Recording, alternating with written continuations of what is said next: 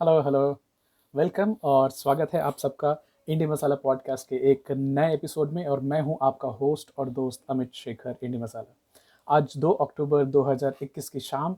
और आज का दिन अगर हम दो महान आत्माओं को याद ना करें तो पूरा नहीं होगा। सबसे पहले happy Gandhi Jayanti to all of you. चाहे आप गांधी जी में विश्वास करते हैं या ना करते हैं, बहुत ही महान महान इंसान थे। हमारी पूरी सदी के, हमारी मानव काल में जो टॉप के कुछ 101 इंसान की गिनती होगी उसमें गांधी जी का नाम हमेशा ऊपर और अग्रणी रहेगा।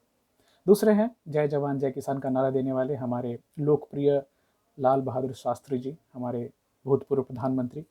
तो इन दोनों जयंतियों की आप सबको शुभकामनाएं। और आज के एपिसोड पर आते समय ये बात कुछ सवाल पूछना चाहूँगा आपसे कि आपने मेटाबॉलिज्म तो ज़रूर सुना होगा कि इनकी मेटाबॉलिज्म फास्ट है, इनकी स्लो है। तो कुछ सवाल हैं आपसे। क्या आपको अक्सर गैस रहती है क्या पेट में? आपको हमेशा मीठा खाने का मन करता है क्या? आपको वेट बढ़ने की शिकायत रहती है और आप जितनी भी कोशिश करें वेट शायद लूज नहीं कर पाते? ब्लोटिंग फील होना, पेट तना हुआ महसूस होना। कुछ लोगों में हाइपोथायरॉयडिज्म भी हो सकती है। कुछ लोगों को जल्दी सेल्यूलाइट के केसेस हो सकते हैं। ब्लड शुगर अक्सर हाई रहता है। तो अगर आप में ये दो चार लक्षण हैं, चांसेस हैं कि आपकी जो मेटाबॉलिक रेट है बॉडी की वो स्लो है। अभी हम समझने की कोशिश करेंगे आज हम किस मेटाबॉलिक रेट की बात कर रहे हैं और क्या है मेटाबॉलिज्म। तो मेटाबॉलिज्म क्या है? बेसिकली हमारे पूरे शरीर में जो केमिकल प्रोसेसेस होते हैं जो हमें ज़िंदा रखने में मदद करते हैं, that is metabolism. So basically it's a chemical engine which is running inside our body, which gives us energy and also consumes energy. ये बड़ा इंडिविजुअल होता है। तो आप किसी दूसरे के मेटाबॉलिज्म को आंक नहीं सकते। आप खुद की मेटाबॉलिज्म को समझ सकते हैं कि किन चीज़ों से फास्ट होती है, किन चीज़ों से स्लो होती है। अभी देखिए, अगर मेटाबॉलिज्म आपकी स्लो होगी दैट मीन्स आप ज़्यादा कैलोरीज स्टोर करेंगे। अगर आपकी मेटाबॉलिज्म फास्ट होगी तो आप ज़्यादा कैलोरीज बर्न कर रहे होंगे। और जहाँ आप ज़्यादा कैलोरीज बर्न करेंगे तो आप फैट एक्यूमुलेशन कम करेंगे अपनी बॉडी में। दैट मीन्स कुछ लोग होंगे जो कि बहुत सारा खाते भी हैं फिर भी उनको वेट गेन बहुत नहीं होता। और कुछ लोग हैं बोलते हैं कि मैं तो उसके खाने का आधा खाता हूँ बट फिर भी मेरा वजन बढ़ता रहता है। So here the factor may be metabolism, आपकी जो फास्ट है या स्लो है उसके ऊपर। कुछ और चीज़ें समझने की कोशिश करते हैं। एक चीज़ आपने सुनी होगी BMR, बेसल मेटाबॉलिक रेट बोलते हैं इसको। बेसल मेटाबॉलिक रेट क्या है? ये minimum amount of energy needed कि आपको जिंदा रखे। तो जैसे कम से कम शरीर को कितनी ऊर्जा चाहिए हमें जिंदा रखने के लिए। तो चाहे जैसे आप सो रहे हैं तो उस समय में आपकी सांसें चलती रहें, हार्ट पंप करता रहे, ब्रेन टिक करता रहे, साथ के साथ आपकी जो बॉडी की टेम्परेचर है, बॉडी वार्म रहे। इन सब चीज़ों को करने में जो जितनी एनर्जी की रिक्वायरमेंट होती है उसको बेसल मेटाबॉलिक रेट बोलते हैं, BMR।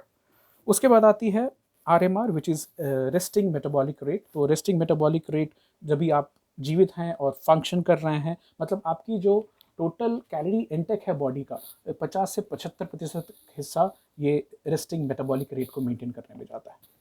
Then there is a somewhat technical term called TEF, which is thermic effect of food। अभी देखिए, खाना पचाने के लिए भी हमें बहुत सारी कैलोरीज बर्न करनी होती है। तो जो कैलोरी हम खाना पचाने में, डाइजेशन में और एसिमिलेशन में इस्तेमाल करते हैं, that is called thermic effect of food and it may be as high as 10% of your overall calories burn. तो मतलब आप दिन में 10% अपनी ऊर्जा खाने को पचाने में भी लगाते हैं। There is something more little technical called NEAT, which is non-exercise activity thermogenesis। ये कुछ लोग फिजिट करते हैं, हाथ हिलाते हैं, पैर हिलाते हैं, या फिर हम पोस्चर चेंज करते रहते हैं, या फिर हम किसी एंग्जाइटी वाली सिचुएशन में ऐसे ही we speed up and down the room और समथिंग। सो इसमें भी हम कुछ कैलोरीज बर्न करते हैं, that is called NEAT. Some factors which influence your overall metabolism. तो एज जैसे जैसे आपकी बढ़ेगी, चांसेस हैं कि आपकी मेटाबॉलिज्म स्लो होती जाए। आपकी मसल मास बॉडी में जितनी ज़्यादा रहेगी आप उतनी ज़्यादा कैलोरीज भी बर्न करेंगे। तो मोर मसल मास मीन्स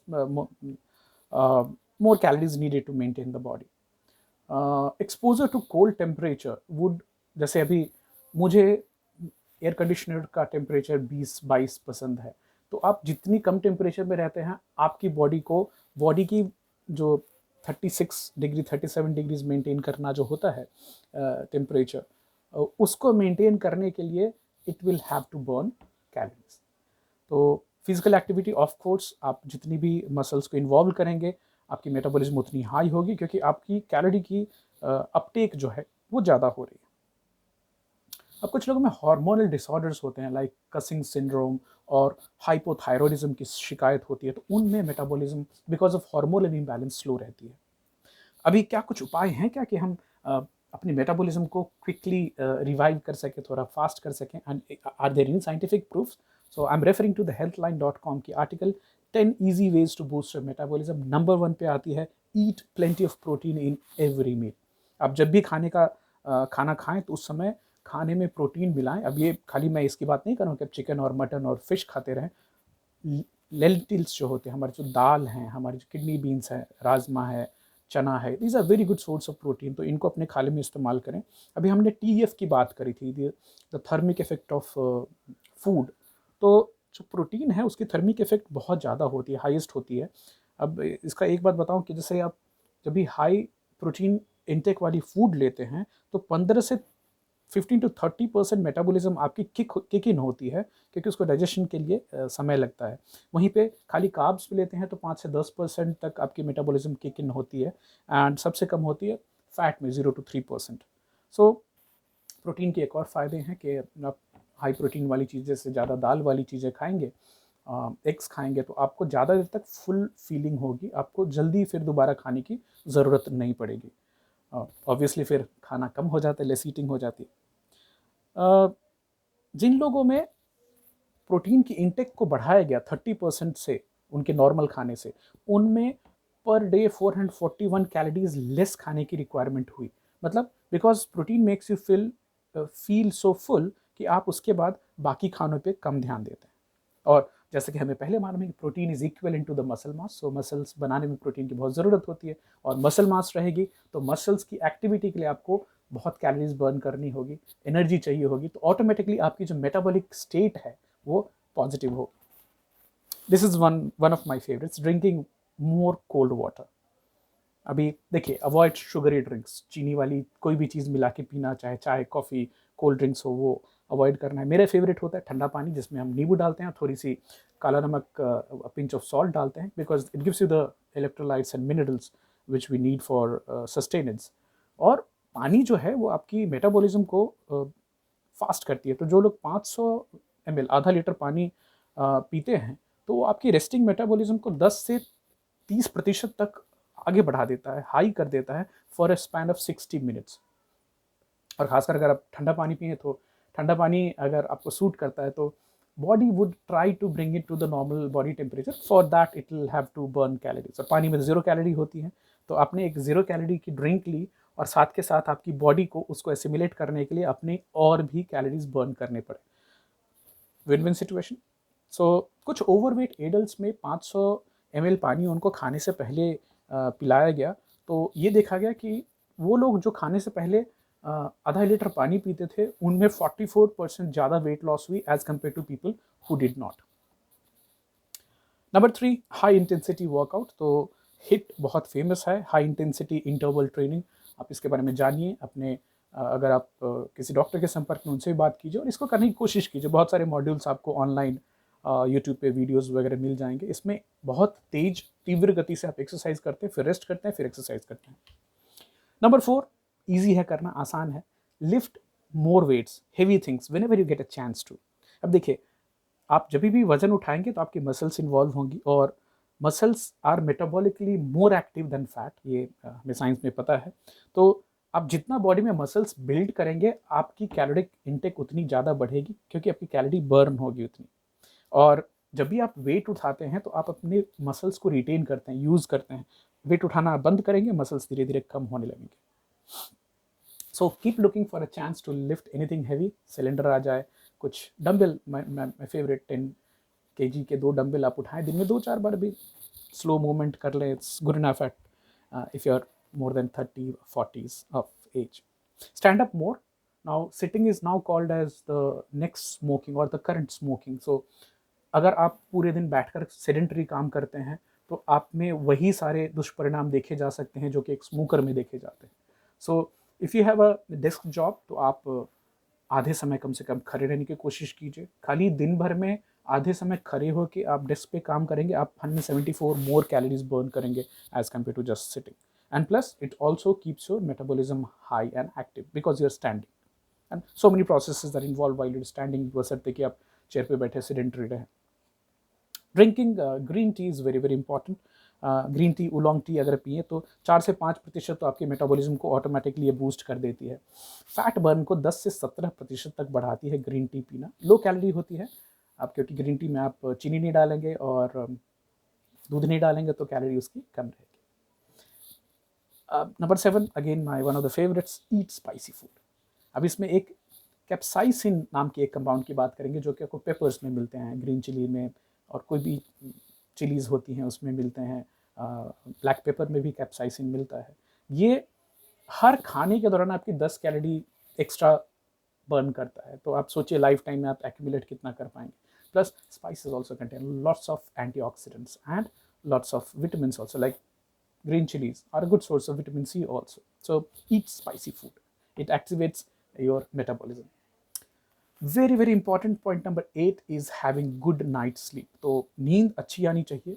अब देखिए, नींद कम होना मोटा होने के चांसेस को बढ़ाता है। नींद कम होना आपके ब्लड शुगर लेवल्स को इम्पैक्ट करता है। नींद कम होना आपको इंसुलिन रेसिस्टेंस की तरफ और टाइप 2 डायबिटीज़ मेलिटस की तरफ भी ले जाता है।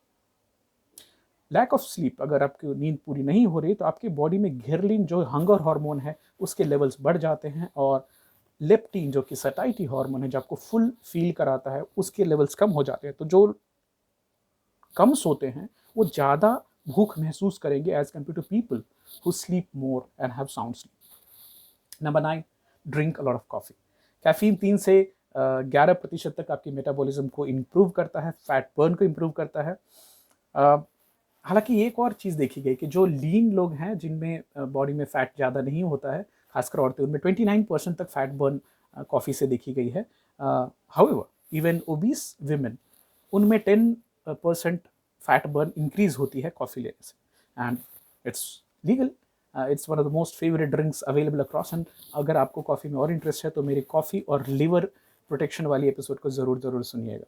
तो कॉफ़ी वॉज नंबर 9। नंबर 10 पे आती है कोकोनट ऑयल।